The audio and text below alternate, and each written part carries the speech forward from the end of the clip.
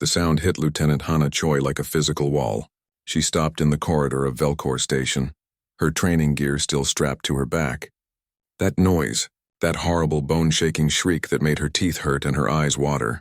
She had heard it before, of course. Everyone on the station had. But today it seemed worse, more desperate somehow. Hana checked her watch. Her shift was over. She should go to her quarters, shower, and sleep. But something about that sound pulled at her, made her chest tight. She turned toward the noise instead of away from it. The nursery wing was chaos. 2 medics rushed past her carrying a Thorian caretaker on a stretcher. The alien's face was covered in scratches, blue blood seeping through bandages. Through the observation window, Hana could see the source of the screaming. 12 Rothic cubs, each about the size of a large dog, were throwing themselves against the walls of their habitat. Their scales flashed red with agitation, their small claws tearing at anything within reach. A station security officer stood by the door, looking exhausted. His name was Quan, and Hana had trained with him once. He shook his head when he saw her. "Don't even think about it, Lieutenant. 17th caretaker quit today. Those things are monsters." Hana watched the cubs through the glass. They weren't attacking each other, she noticed. They were moving together like a unit. Their yowls were synchronized. "They're scared," she said. Quan laughed without humor. "Scared? They put 3 people in medical this week." "They're babies," Hana said. "Babies who don't understand where they are or why their parents left them." She had seen this before, back on the colony where she grew up. Different species, same fear. Before Quan could stop her, Hana entered the access code she had seen him use. The door slid open.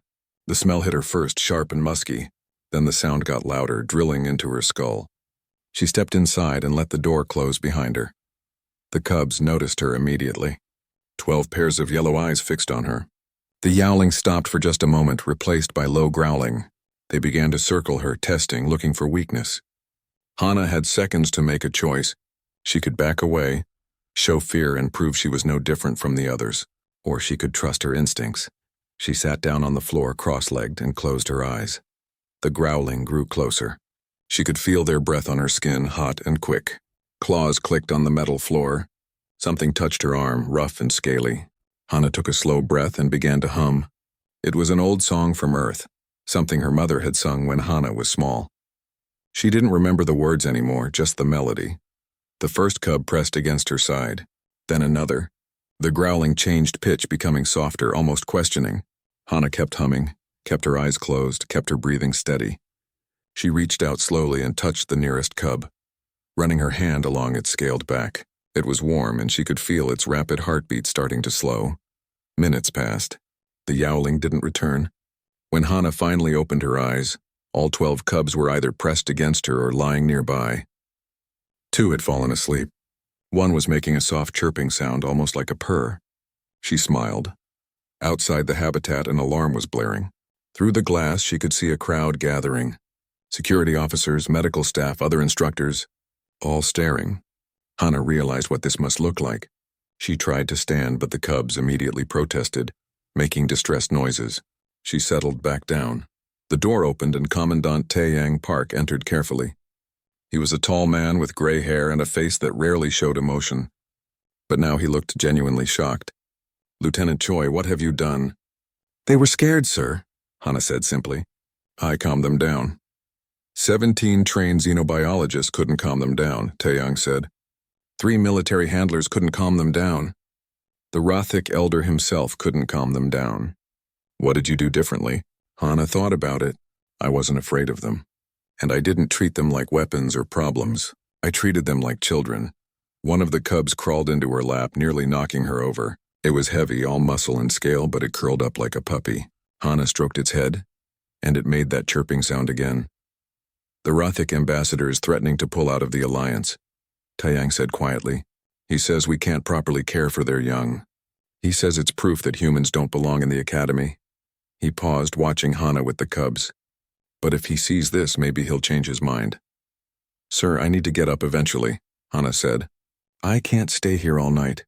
As if they understood her words, the cubs started making distressed sounds. Their eyes opened wide, their scales flickered red again. Hana resumed humming and they calmed. She looked at Taeyang helplessly. It appears they've bonded with you, Taeyang said. He didn't sound happy about it. I'll call Dr. Minji An. She needs to see this. Over the next hour, various people came to observe. Dr. An, a xenobiologist from Earth, took readings and made notes. The Rathic Elder, a massive reptilian creature named Vector, watched in silence. When Hana tried to leave again, the cubs became agitated. When she stayed, they settled. Finally, Ambassador Krethix himself arrived. He was even larger than Vector, his scales dark and scarred from many battles. He stared at Hana for a long time. "This is impossible," he said in heavily accented standard. "Rathic young bond only with strength. You are small, soft, weak." "Maybe they don't need more strength," Hana said carefully. "Maybe they need to feel safe." Krethix made a sound that might have been a laugh or a threat. "You have no idea what you've done, human. These cubs will imprint on you. They will see you as their mother figure. If you leave, they will grieve. If you stay, they will never learn to be proper Rathic. Or maybe they'll learn to be something better," Hana said, then immediately regretted it. But Krethix didn't seem angry. He seemed thoughtful. "We shall see," he said. "The council will decide what to do with you tomorrow." That night, Hana slept in the habitat with the cubs piled around her. She dreamed of her brother Do-hyun, of the accident that took him, of all the times she couldn't protect him. When she woke, the cubs were still there, warm and alive and breathing. This time maybe she could do better. This time she wouldn't fail. The council meeting lasted 3 hours. Hana stood at attention in the center of the chamber, while representatives from 47 species debated her fate. The cubs were in the habitat with temporary handlers, and according to reports, they were already causing problems. 2 handlers had quit. Equipment was damaged. The yowling had started again. Ambassador Krethix spoke first. "This situation is unacceptable. A human instructor has somehow corrupted the natural bonding process of Rathic young. This goes against tradition, against nature itself." "With respect, Ambassador," Commandant Taeyang said, "your young were suffering under traditional methods. Lieutenant Choi succeeded where everyone else failed. She used witchcraft. Some human trick," Krethix insisted. Dr. Minji An stepped forward. She was younger than Hana, brilliant and not afraid to speak her mind. "I've analyzed the security footage and biological scans. There's no trick. Rathic cubs have a critical imprinting period. They bond with the first caregiver, who shows both competence and genuine affection. Previous handlers showed fear or clinical detachment. Lieutenant Choi showed neither. So what do you suggest?" Krethix demanded. "We leave our young with this human permanently." "Temporarily," Taeyang said, "until we can train others in her methods. Lieutenant Choi's teaching schedule will be reduced. She'll become the primary caretaker for the cubs, with assistants learning from her." A message came through to Taeyang's datapad. He read it and his expression darkened. "The cubs have injured another handler. They're demanding Lieutenant Choi. The yowling is affecting operations station-wide." Hana felt the weight of every eye in the chamber. She thought about her brother, about the promises she'd made to herself after he died. "I'll do it," she said. "I'll take care of them." Krethix made that rumbling sound again. "You understand what this means, human? You cannot simply walk away. These cubs will depend on you. If you abandon them, they will suffer." "I won't abandon them," Hana said firmly. She had abandoned someone before. Never again, the council voted. It was not unanimous, but it was enough. Hana was officially assigned as primary caretaker to the Rathic cubs, effective immediately. Her combat instruction duties were reduced to make room for what everyone started calling cub duty. The reaction across the station was mixed. Some saw it as a breakthrough in interspecies relations. Others saw it as a waste of a trained soldier. One person in particular made her feelings very clear. Lieutenant Bora Kim cornered Hana in the training facility 2 days later. Bora was older, more experienced, and had trained with Earth's elite forces before joining the academy. She looked at Hana with barely concealed disgust. "So you're a babysitter now?" "I'm doing what the council asked," Hana said, trying to move past her. Bora blocked her path. "You're embarrassing us. Do you know what the other species say? That humans are soft, that we'd rather play with babies than train as warriors." "The cubs needed help," Hana said. "I helped them." "You made yourself a servant," Bora snapped. "Earth Command is talking about this. People are questioning whether we belong here at all, and it's because you couldn't do your actual job." The word stung more than Hana wanted to admit. but she thought of the cubs, of how they'd pressed against her, seeking comfort and safety. My job is to serve the Alliance. Right now that means taking care of those cubs. Bora made a disgusted sound and walked away. But Hana knew she wasn't the only one who thought that way. She saw the looks from other instructors, heard the whispers. The human who chose cubs over combat. The soldier who became a nursemaid. But when she entered the habitat, all of that faded away. The 12 cubs rushed to her, chirping and climbing over each other to be close. She sat down and they piled around her. Finally calm after hours of agitation. This was right. This mattered. Over the following weeks, Hana established routines. Morning feeding, which involved carefully preparing a protein mixture that the cubs needed. Playtime, where she introduced toys and games. Educational activities, where she taught them basic words in standard and encouraged problem solving. And most importantly, nap time. The naps were crucial.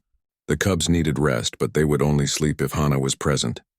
She started taking her afternoon rest period with them, lying in the habitat while they curled around her. It became sacred time. The yowling stopped completely during these hours. The academy began scheduling around it. Training exercises that might cause noise were moved to different times. Meetings were rescheduled. Drills were postponed. Within a month, every operation on Velcor Station was planned around Hana's nap time with the cubs. It became a station joke. Admirals checking schedules, saying can't do it then, that's Hana's cub hour. Combat simulations paused. Even emergency drills were carefully timed. Dr. An visited regularly, documenting everything. This is remarkable, she said one day, watching the cubs play. They had organized their toys by color, something Hana had shown them. They're developing faster than any previous Rothic generation. Social skills, language acquisition, emotional regulation, all advanced. They just needed structure, Hana said, and someone who believed in them. But success brought new challenges. Hana received a message from Earth Command. Her record had been reviewed. Her unconventional success had been noted. They wanted to promote her to commander and transfer her to a new facility. She would have to leave the station. Leave the cubs. Hana sat in her quarters, staring at the message. This was everything she'd worked for. A promotion, recognition, a chance to advance her career. But when she closed her eyes, she saw Do-hyun's face. She remembered the day of the accident, how she hadn't been there, how she'd failed him. She couldn't do it again. Hana sent her response. She declined the promotion. She requested to remain at Velcor Station as primary caretaker for the cubs. Earth Command's reply was terse. They considered it a waste of her talents, maybe it was. But when Hana returned to the habitat and the cubs mobbed her with joy, chirping and climbing into her lap, she knew she'd made the right choice. That night, during evening feeding, one of the smallest cubs looked up at her and made a sound she'd never heard before. It was soft, almost like a word. Hana. Dr. An, who was observing, nearly dropped her datapad. Did that cub just say your name? The other cubs picked it up, all trying to make the sound. Hana felt tears in her eyes. She'd saved them. And maybe in doing so, she'd saved herself too. Ambassador Krethix watched from the observation window, his expression unreadable. Tomorrow, War Matron Silkra would arrive from the Rothic homeworld. She was coming to judge whether these cubs were being raised properly or corrupted beyond recognition. The real test was just beginning. War Matron Silkra arrived on a Rothic warship that made half the station nervous. She was enormous, easily twice the size of Ambassador Krethix, with battle scars covering her dark scales. When she walked through the corridors, people stepped aside. Her reputation preceded her. She had led campaigns against 3 different hostile species and won them all. She did not request to meet with Commandant Taiyang. She demanded it. Hana was called to the meeting. She arrived to find Silkra standing in the center of the office, making the large room feel small. The war matron looked at her with cold yellow eyes. This is the human? Silkra's voice was deep and resonant. This small soft thing? Lieutenant Hana Choi, Taeyang said carefully. Primary caretaker to your cubs. Silkra made a disgusted sound. Rothic young do not need caretakers. They need challengers. They need to learn strength through struggle. This is our way. This has always been our way. Your way wasn't working, Dr. An said quietly. Everyone turned to look at her. She didn't back down. The cubs were traumatized, aggressive, unable to learn. They were suffering. Suffering builds character, Silkra said. Comfort builds weakness. Comfort builds trust, Hana said. All eyes turned to her. She took a breath and continued. The cubs were too stressed to learn anything. They were in survival mode every moment. I didn't make them weak. I made them feel safe enough to grow. Silkra moved closer to Hana, looming over her. I will observe these cubs.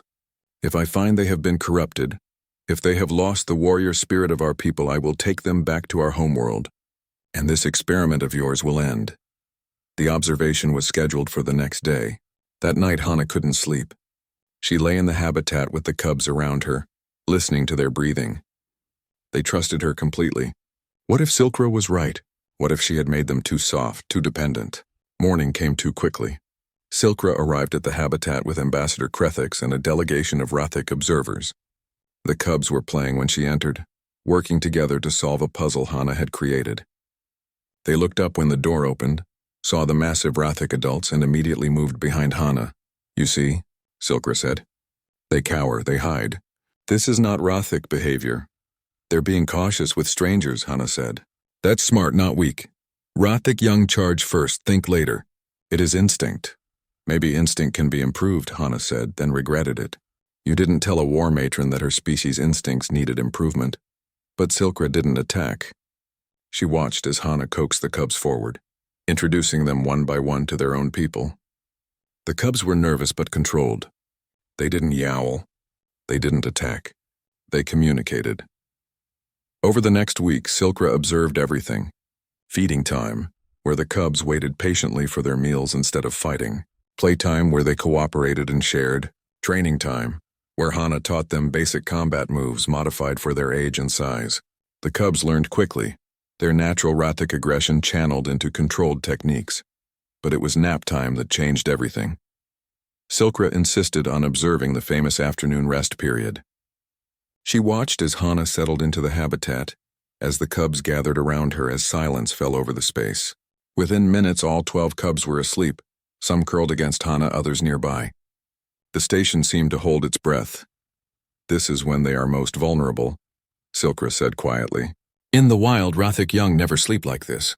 They take turns, always alert, always ready. They're not in the wild, Hana said, careful not to wake the cubs. They're in a safe place. They can rest. And when they return to our world, when they face real danger, they will have forgotten how to be vigilant. Hana had thought about this. Or they'll know the difference between safety and danger. They'll know when to rest and when to fight. That's wisdom, not weakness. Silkra was silent for a long time. Finally she spoke. On my world I have 4 offspring. They were raised in the traditional way. Constant challenge. No comfort. They are strong warriors, she paused. They also do not speak to me unless necessary. They show no affection. They trust no one, not even their own warband. Is this strength? Or is it damage? The question hung in the air. Hana didn't answer. She didn't need to. The decision came 3 days later. Silkra stood before the council with her delegation. I came here expecting to find weakness. Instead, I found evolution. These cubs are developing in ways we did not think possible. They retain their warrior spirit but add to it something we have lost. Cooperation, communication, trust. She turned to look at Hana. The human has done what we could not. She has made them better. The relief in the chamber was palpable, but Silkra wasn't finished. Therefore, I propose that Lieutenant Choi's methods be formally recognized by the Alliance. The Choi method, we will call it. Other species should learn from this. Other young should benefit, Commandant Taeyang stood. The Academy would be honored to establish a training program. Lieutenant Choi can teach instructors from across the Alliance. Over the following months, everything changed. Instructors from 20 different species came to Velcor Station to learn. Hana taught them patience, observation, and empathy, how to read body language across species, how to establish trust, how to provide structure without crushing spirit. The cubs continued to thrive. They were larger now, more coordinated, speaking in both standard and their native Rathic language.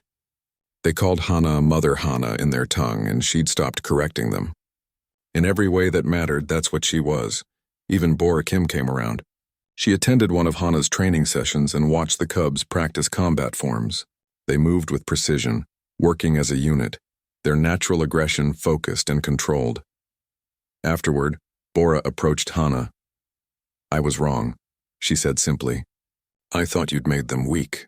But they're stronger than any Rathic cubs I've ever seen. And it's because of you.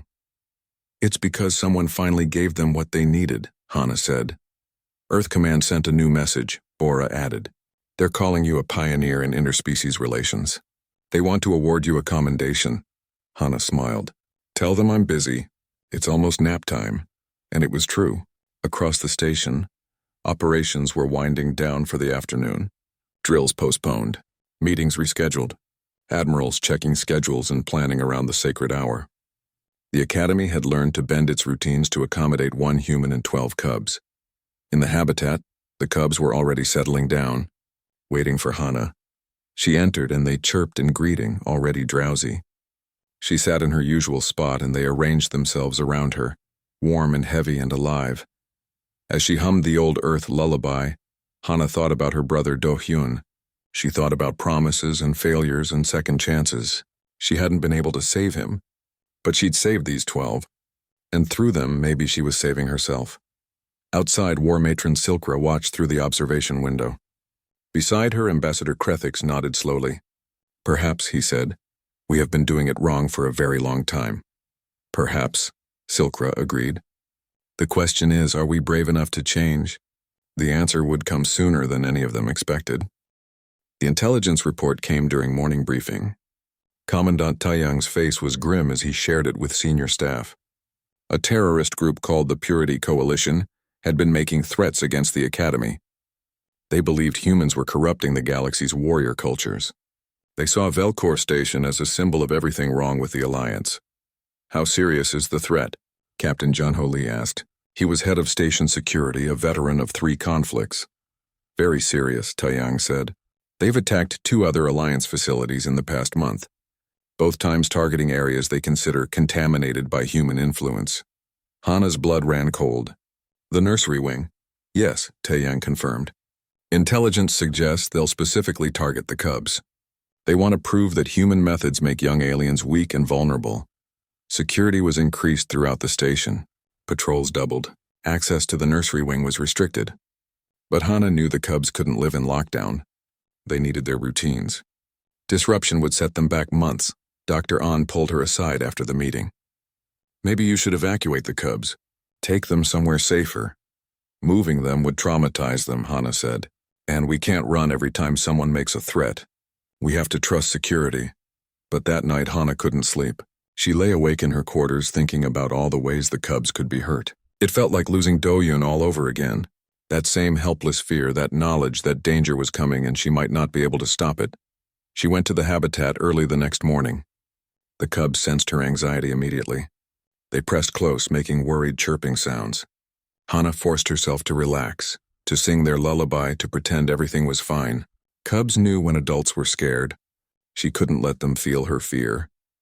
The attack came 3 days later during afternoon nap time. Hana was with the cubs in the habitat. They were drowsy, settling down for their rest. Outside, the station was quiet. Operations paused as always during this sacred hour. That's when the first explosion hit. The habitat shook. Emergency alarms blared. The cubs woke instantly, scales flashing red with alarm. They started to panic, started to yowl, but Hana acted fast. Eyes on me, she said firmly, using the command voice she'd developed. 12 pairs of yellow eyes locked onto her. We've trained for this. Stay together, stay calm. I've got you. Another explosion, closer this time. Through the observation window, Hana could see smoke in the corridor. The lights flickered and died, replaced by emergency lighting that cast everything in red. Her communication device crackled. Captain Junho's voice came through, tense and clipped. All personnel, we have hostile forces on board. Multiple breach points. Nursery wing is a confirmed target. Lieutenant Choi, secure the cubs and hold position. Help is coming. But Hana knew help might not arrive in time. The habitat door was reinforced, but it wouldn't hold against determined attackers. She looked at the cubs. They were scared, but they were looking to her for guidance, just like they'd been trained. Listen carefully, Hana said. Bad people are coming. People who want to hurt you to prove you're weak. Are you weak? The cubs made negative sounds, a rumbling growl that came from deep in their chests. They were young, but they were still Rothic. They were still warriors. Then we show them they're wrong, Hana said. Formation Delta now. The cubs moved into position. It was a defensive formation Hana had taught them, modified from human military tactics. They formed a circle facing outward with Hana in the center. The smallest cubs were protected in the middle, the largest on the outside. They'd practiced this dozens of times as a game. Now it was real. The habitat door exploded inward. 4 figures in combat armor rushed through the smoke. They wore the symbol of the Purity Coalition. Hana saw weapons, saw hostile intent, and moved. She'd been a soldier before she was a caretaker. Those instincts didn't disappear. She grabbed a piece of debris from the explosion and threw it at the lead attacker's helmet, disrupting his aim. Then she was moving, using close-quarters techniques she'd trained for years. But she wasn't alone. The cubs attacked. They moved as a unit, just as she'd taught them. They didn't break formation. They didn't panic. The outer cubs engaged while the inner ones protected their smaller siblings. They used tactics Hana had shown them, working together to bring down opponents much larger than themselves. One attacker tried to shoot at Hana. A cub named Kresh leaped and caught his arm, pulling him down. Another attacker swung a weapon at the cubs. Hana intercepted, taking the blow on her shoulder. Pain exploded through her arm, but she didn't stop. She couldn't stop. More attackers poured through the door. Hana was bleeding now, could feel something broken in her shoulder. But the cubs were fighting with her, around her, protecting her just as she'd always protected them. They'd learned more than just calm and cooperation. They'd learned what it meant to be a family. Security forces arrived, led by Captain Junho. He took in the scene with shock. Hana, wounded but standing, surrounded by 12 Rothic cubs who were defending their territory like seasoned warriors. The attackers were retreating under combined fire from security and the unexpected resistance from the cubs. The battle lasted another 10 minutes. When it was over, all 4 attackers in the habitat were captured. The cubs had scratches and bruises, but nothing serious. Hana's shoulder was definitely broken. Her face was cut, and she was pretty sure she had a concussion. Dr. An rushed in with medical staff. She tried to pull Hana away for treatment, but the cubs wouldn't let her. They surrounded Hana, making distressed sounds, refusing to let anyone close. "It's okay," Hana told them, her voice weak. "These are friends. Let them help." The cubs reluctantly moved aside.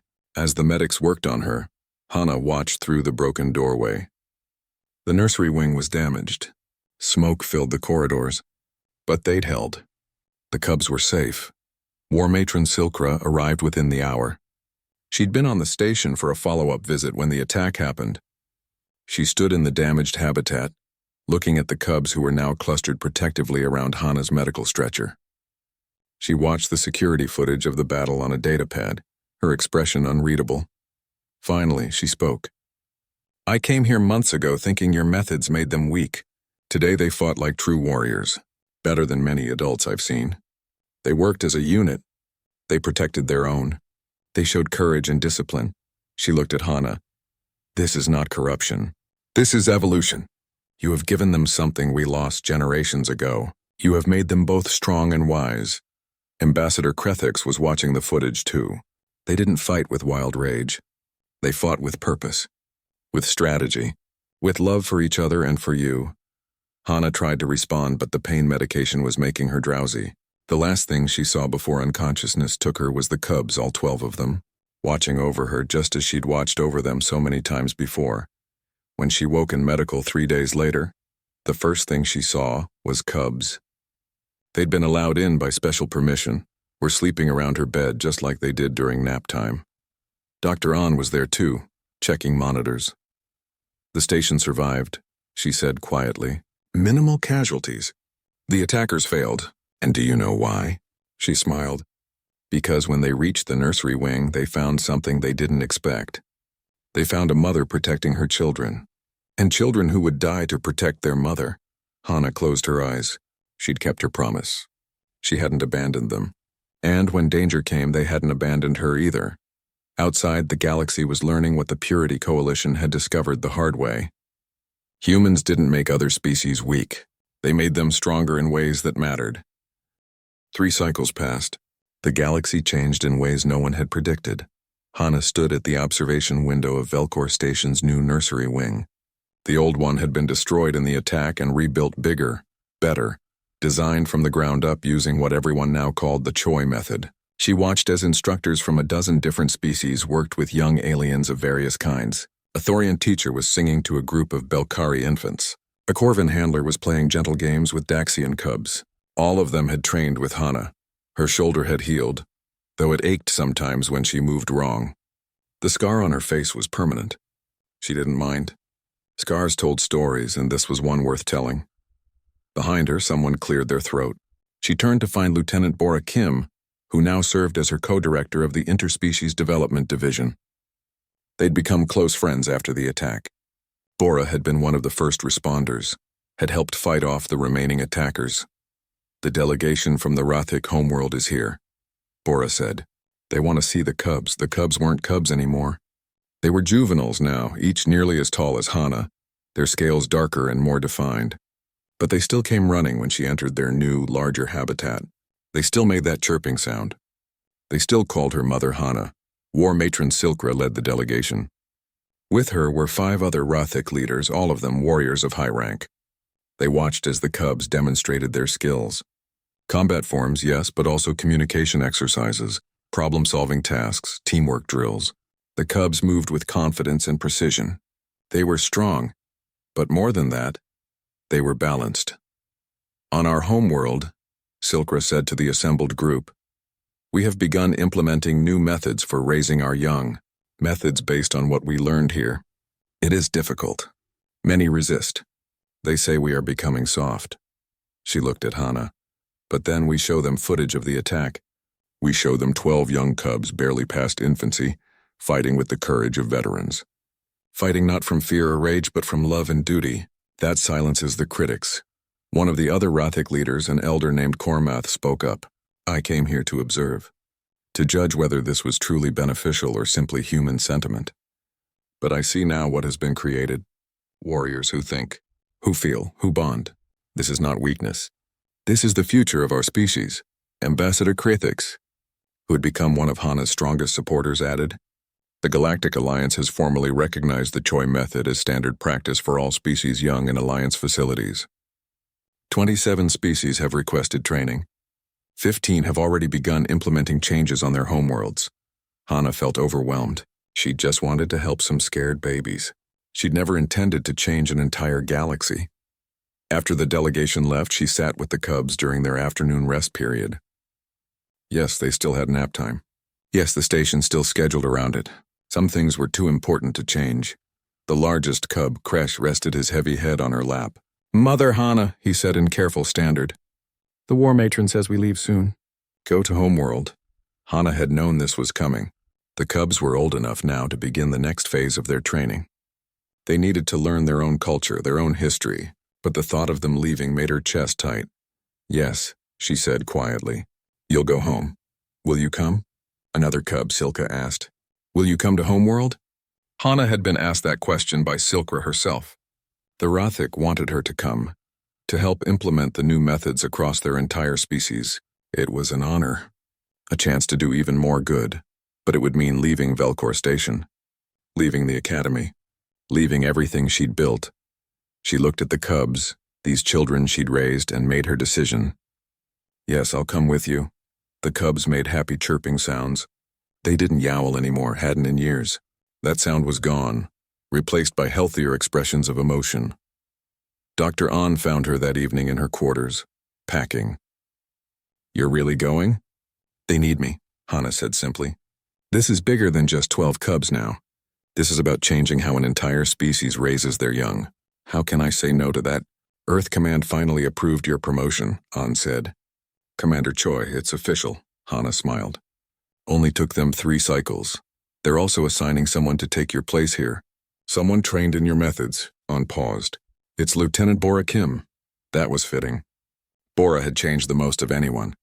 She'd gone from viewing caretaking as weakness to understanding it as strength. She'd be good at this.